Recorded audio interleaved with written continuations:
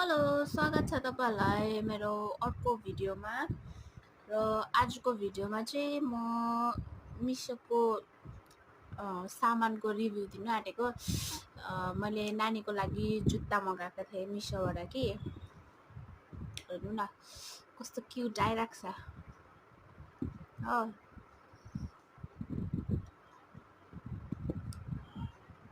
यो चाहिँ सानो बेबीहरूको लागि जो चाहिँ हिँड्नु नसिकेको हुन्छ तिनीहरूलाई लगाइदिनु लागि हो। यो एउटा हो, अन्त एउटा चाहिँ यहाँ छ, एउटा चाहिँ नानीलाई लगाइदिइरहेको छु। रिजनेबल प्राइस छ, तपाईँहरूको सानो बेबीहरू छ भने तपाईँहरू किन्नु सक्नुहुन्छ ल। मेरो बेबीले त लगाइरहेको छ। एकचनी नामुनी बाई बाई भन्दा